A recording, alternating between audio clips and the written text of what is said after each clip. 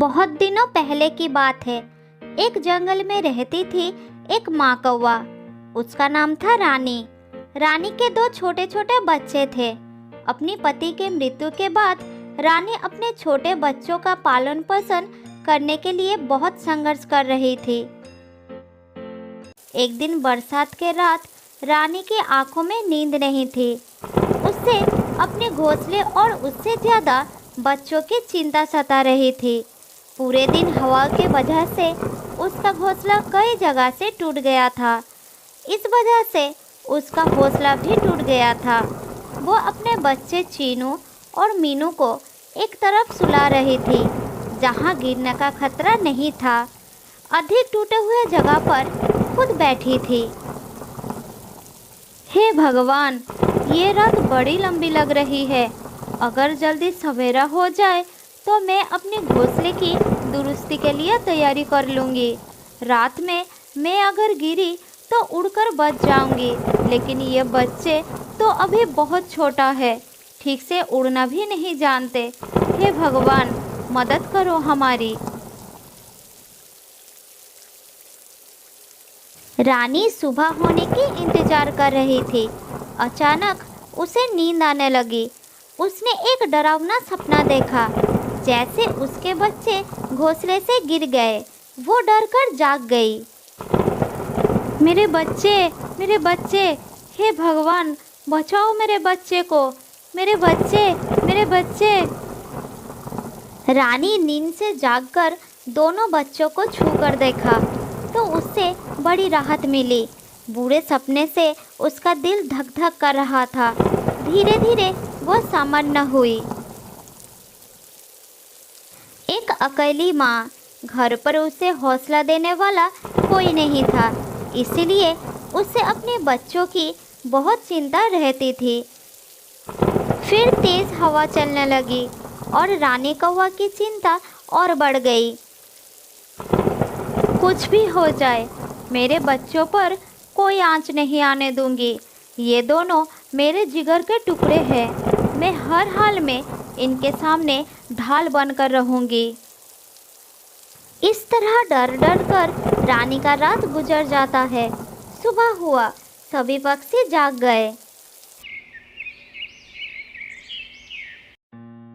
रानी अपने दोनों बच्चों को जगाया और कुछ खिलाया पिलाया। उसके बाद दोनों बच्चों को बड़ी प्यार से समझाया। मेरे बच्चों, हमारा घोंसला टूट गया है। आज मैं इसकी दुरुस्ती करूंगी। तुम दोनों इसी तरह मजबूती से पकड़ कर रहना। उस तरफ मत जाना, वहाँ खतरा है। मैं जब तिनका लेने जाऊंगी तब तुम दोनों यहीं चुपचाप बैठे रहना। मेरे बच्चे, तुम्हें यहाँ बहुत संभल कर रहना होगा। तुम्हें यहाँ देखने वाला कोई नहीं है। मेरी बात याद रखना। माँ, हम दोनों घोंसले में इसी तरफ चुपचाप बैठे रहेंगे। तुम हमारे लिए बिल्कुल चिंता मत करो माँ। अब तुम निश्चिंत होकर जाओ और तिनका लेकर आओ। हमारे लिए कुछ खाना भी लेकर आना, बहुत भूख लगी है। माँ, मुझे भी बहुत भूख लगी है। जल्दी खाना लेकर आओ ना माँ। रानी को आज अपनी पति की बहुत याद आ रही थी। अगर आज उसके पति जीवित होते तो उसे कोई चिंता नहीं होती। वो भोजन के तलाश में बाहर जाती और उसका पति बच्चों के साथ रहकर उनकी रक्षा करता। बच्चों की रखवाली के लिए घोंसले में एक का रहना जरूरी था। ये सब सोचते ही रानी की आंखों में आंसू आ रहे थे, लेकिन अब मजबूरी थी। उससे बच्चों को अकेला छोड़कर ही जाना होगा। फिर रानी भोजन और तिनके की तलाश में बाहर चली गई और दोनों बच्चे घोंसले में अकेले रह गए।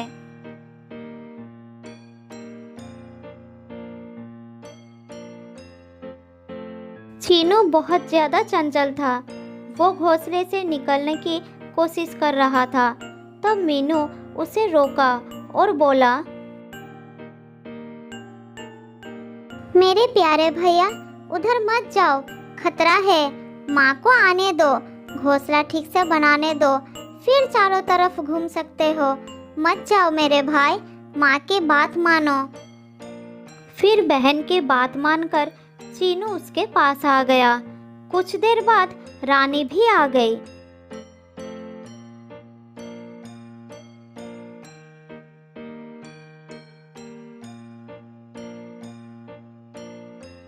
उसने कुछ खाना बच्चों को खिलाया और तिनका लगाकर घोंसले को ठीक करना शुरू किया। वो बार बार जा रही थी और तिनका लेकर वापस आ रही थी। इधर तेज हवा भी चल रही थी, लेकिन रानी को अपना काम पूरा करना था। उसने खाना भी नहीं खाया था।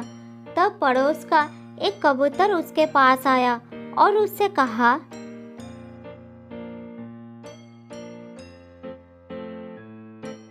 अरे रानी, मैं देख रहा हूँ कि तुम सुबह से काम कर रही हो। कुछ खाया है कि नहीं? खा लूंगी, पहले घोंसले को जल्दी ठीक करना है भैया, मजबूरी है।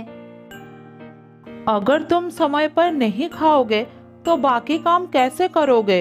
तुम्हारा शरीर खराब हो जाएगा। पहले खाओ फिर काम करो।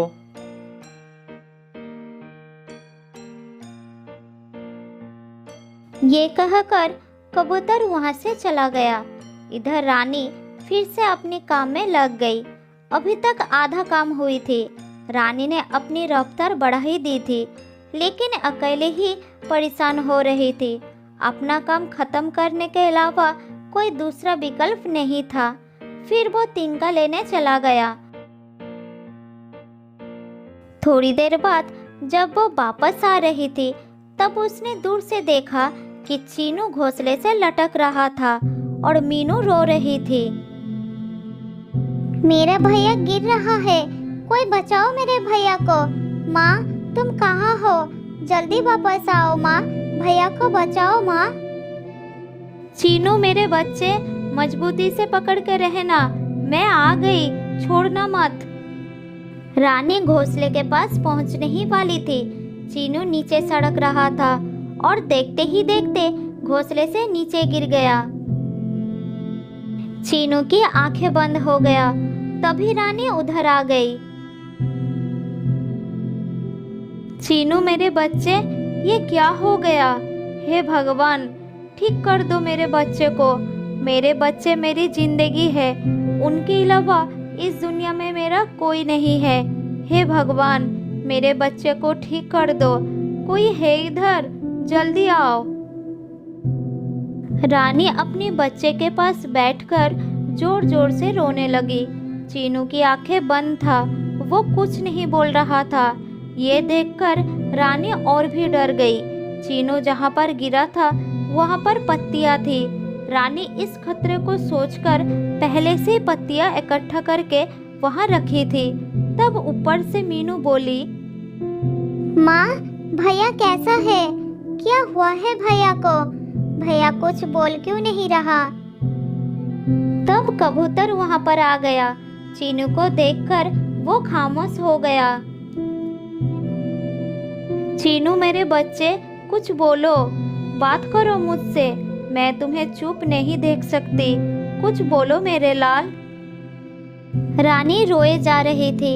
उसका दिल बैठा जा रहा था, लेकिन उसने आस नहीं छोड़ी। रो मत रानी बहन, हिम्मत से काम लो। चीनू का कुछ नहीं होगा। कबूतर भैया, बोलो ना, क्या मेरा चीनू ठीक हो जाएगा? भगवान मेरी जान ले लो, लेकिन मेरे बच्चे को ठीक कर दो। तब वहाँ पर बहुत सारा पक्षी आ गए। वो चीनू के उठने की प्रतीक्षा करने लगे। कुछ ने तो आशा ही छोड़ दिया था। मुझे लगता है रानी का बेटा हमेशा के लिए सो गया। अब आशा करना व्यर्थ है। ऐसा मत कहो तोता भाई, रानी ने कुछ दिन पहले ही अपना पति खोया है। वो माँ है, बेटे का गम बर्दाश्त नहीं कर पाएगी। भगवान करे चीनू जल्द से जल्द ठीक हो जाए। रानी रो रही थी। अचानक उसके कान में माँ शब्द सुनाई पड़ा। उसने चीनू को ध्यान से देखा। उसकी आंख खुल गई थी। उसे होश आ गया था। माँ, मुझे माफ कर दो। मैंने तुम्हारा कहना नहीं माना और गिर गया। चीनू मेरे बच्चे, तुम ठीक हो? तुम बोल रहे हो? मुझे और कुछ नहीं चाहिए। मुझे मेरी दुनिया मिल गई। हे भगवान, तुमने मुझे मेरी दुनिया लौटा दी। मीनू बेटा, तुम्हारा भैया अब बोल रहा है, वो ठीक हो गया है। हाँ बहन, मैं ठीक हूँ।